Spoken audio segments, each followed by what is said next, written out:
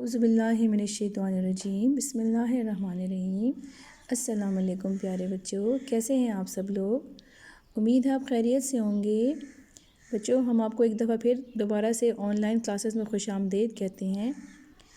بچوں، آج کا جو ہمارا سبق ہے اس کا عنوان ہے خوابوں کی وادی۔ جی، یہ میں نے آپ کو پڑھایا تھا نا کلاس میں۔ تو خوابوں کی وادی کون سی وادی ہے؟ جی بتائیے۔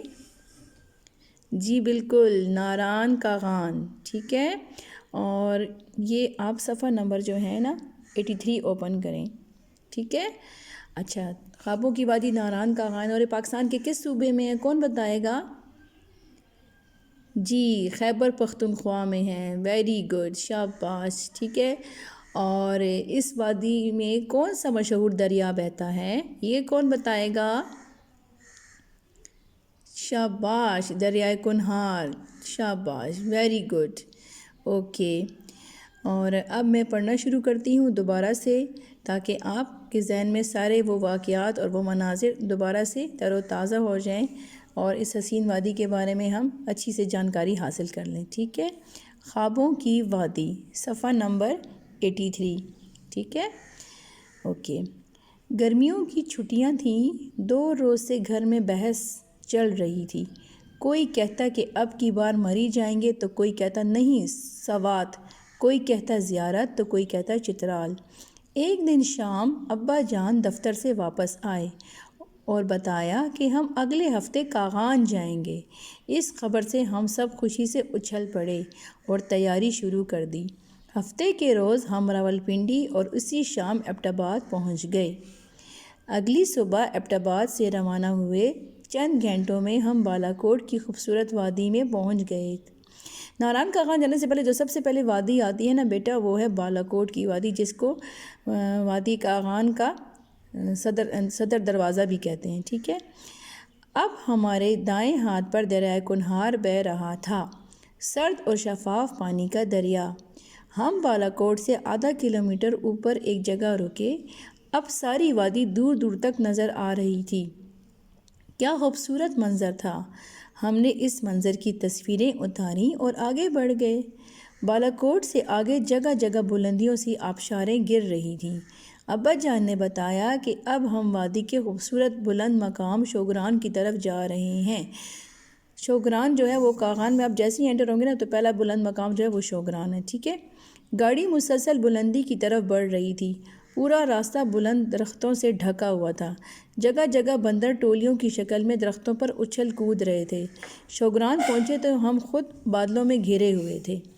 یہ دیکھیں، یہ تصاویر یہ وادی کاغان کی ہیں، ٹھیک ہے، اور یہ شوگران کی تصویر ہے، ٹھیک ہے۔ یہ دریائے کنہار ہے، اور یہ جو ہے نا یہ بٹاکنڈی کی تصویر ہے، ٹھیک ہے۔ یہ میں نے آپ کو کلاس میں بھی بتایا تو ابھی دوبارہ بھی بتا رہی ہوں، ٹھیک ہے۔ شوگران میں خوبصورت ہوٹل اور ڈاک بنگلے بنے ہوئے تھے۔ ہم گاڑی سے اترے، گھوم پھر کر ان حسین نظاروں کو دیکھا۔ ہم نے خوابوں جیسے اس ماحول میں ہوٹل کے برآمدے میں بیٹھ کر چائے پی، پھر جیپ میں بیٹھ کر کچی تنگ سڑک پر مزید بلندیوں کی طرف روانہ ہو گئے۔ ابا جان نے بتایا کہ اب ہم شوگران سے اوپر سیری کی طرف جا رہے ہیں۔ یہ جنگل بہت گھنا تھا۔ جنگلی پھولوں کی مہک ہر طرف پھیلی ہوئی تھی۔ سیری ایک چھوٹا سا ڈاک بنگلہ ہے۔ اب بادل ہم سے نیچے تھے۔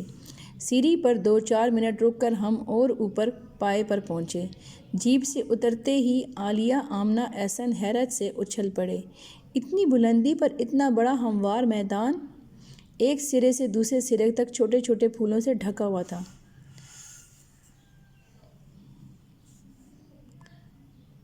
میدان کے سرے پر برف پوش چوٹی تھی۔ ابا جان نے بتایا کہ اس چوٹی کی دوسری طرف وادی نیلم ہے۔ وادی نیلم کشمیر کی وادی ہے، ٹھیک ہے، جو آزاد کشمیر کی خوبصورت وادی ہے۔ پائے کی سیر کرنے کے بعد ہم شوگران پہنچے۔ ہوٹل میں کھانا کھایا اور پھر کاغان کی اصل سڑک پر آگے چل پڑے۔ کاغان سے ناران تک کے راستے میں جگہ جگہ گلیشیئر تھے۔ جی، گلیشیئر کسے کہتے ہیں بچوں؟ آپ کو بتایا تھا نا میں نے، گلیشیئر بولتے ہیں برف کے جو بڑے بڑے ٹکڑے ہوتے ہیں، ٹھیک ہے۔ شام سے پہلے ہم ناران پہنچ گئے۔ یقین نہیں آ رہا تھا کہ ہم کسی حقیقی دنیا میں ہیں۔ ہوٹل میں رہائش کرنے کے بعد ہم شام کو دریائے کنہار دریا کے کنارے گھومتے رہے۔ رات کو ابا جان نے کہا کل صبح تم لوگوں کو جھیل سیف الملوک کی سیر کروائیں گے۔ آمنہ بول اٹھی، ابا جان سیف الملوک وہی جھیل ہے نا جہاں پریاں اترتی ہیں؟ ابا جان مسکرا اٹھے اور بولے صبح تم خود دیکھ لینا۔ صبح ہم سیف الملوک کی طرف روانہ ہوئے۔ یہ جھیل ناران سے اوپر بلندیوں پر ہے۔ جھیل تک ایک کچی سڑک بنائی گئی ہے۔ سڑک کے ساتھ جھیل سے نکلنے والا پانی تیز ندی کی صورت میں بہتا ہے۔ اچانک عالیہ چلائی، وہ دیکھو وہ رہی جھیل۔ ہم سب نے سامنے دیکھا، چاندی کی سفید سی چادر نظروں کے سامنے پھیلی ہوئی تھی۔ اس کے کنارے رنگ برنگی پھولوں سے ڈھکے ہوئے تھے۔ جھیل میں بادلوں، پہاڑوں اور پھولوں کے عکس واضح نظر آ رہے تھے۔ ہر طرف تتلیاں اڑ رہی تھیں۔ ابا جان نے ان کی طرف اشارہ کرتے ہوئے کہا، پریوں سے نہیں ملو گے؟ دوپہر تک جھیل کی سیر سے لطف اٹھا کر ہم ناران واپس آ گئے۔ 2 دن وہاں گزار کر ہم آگے بٹاکنڈی اور لالازار گئے۔ لالازار کا منظر نہ تو لفظوں میں بیان ہو سکتا ہے اور نہ بھلایا جا سکتا ہے۔ 2 دن لالازار میں قیام کر کے ہم واپس ناران اور پھر خوابوں کی وادی سے گزر کر ایبٹ آباد آ گئے۔ جی یہ دیکھیں، یہ جھیل سیف الملوک کی تصویر ہے، یہ بھی جھیل سیف الملوک کی پکچر ہے، یہ وادی لالازار ہے اور یہ سیری پائے ہے، ٹھیک ہے، اور یہ وہ برف والی چوٹی جس کا ذکر یہاں پر ابھی بادل آئے ہیں، ٹھیک ہے۔ تو امید ہے بچوں آپ کو یہ سبق بہت پسند آیا ہوگا اور آپ کو بہت مزہ آیا ہوگا سن کر، اور آپ اس سال چھٹیوں میں جانے کی کوشش کریں گے تو آپ اس کی پڑھائی بھی اچھے طریقے سے کریں تاکہ آپ کو یہ پڑھنا بھی آئے، ٹھیک ہے۔ اللہ حافظ۔